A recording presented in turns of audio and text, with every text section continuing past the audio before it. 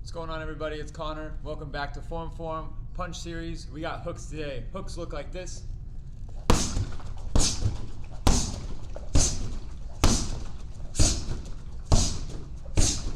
Alright, cool. Let's break down the hook for you. Alright? Always starting a fight guard and always checking our distance. That's the number one rule in anything that we do when throwing a combo.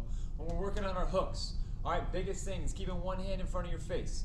If you're throwing a right body hook, gotta drop that right arm down into that 90-degree angle. All right, you don't want your elbow tucked to that body, but you also don't want a chicken wing way out here. You want it nice and in between a little bit, and always keep your thumb up. The best way to remember that is almost like you're pretending to hold your favorite drink, right? No refills, you don't want to spill it, so keep that wrist strong and keep that arm slightly past that body.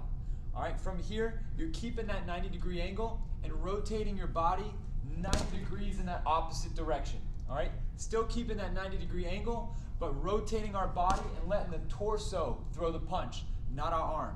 If we're using our arm, you're more apt for an injury. All right, so that's the biggest thing, is we want to avoid any risk of injury, so we're making sure that we're using that arm nice and still and rotating our body so our body throws the punch. All right, same thing on the other side, dropping that down, keeping the other arm in front of your face, and then rotating into that bag, always hitting at the belly. All right, biggest thing is we never want to throw a hook up here with our thumb up. We're throwing body hooks. So that biggest thing is matching your body up with the bag and hitting right around the lower rib cage, all right? Right where the false ribs are, right down into there, pivoting every time, using that torso to throw it. All right, so we talked about the upper body on a hook and how we move through that. Now we're gonna talk about our lower half of our body. Right, we still got our feet staggered a little bit. Good fight stance, fight guard. If you need a refresher on that, check our last video out on fight stance and fight guard. But when we're talking about our feet on a hook, we got to make sure one foot's planted and the other foot is pivoting.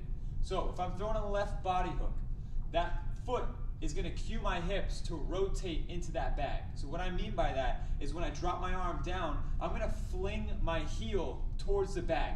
Or like other people like to say, is squishing a bug. You want to rotate that body so that foot is almost like you're squishing a bug, but you're flicking that heel towards the bag to cue the hips to rotate into that side. If you throw on the right side, same thing. You want to be light on your right foot, left foot's planted, drop the arm, rotate into that bag, flicking the heel over and squishing that bug.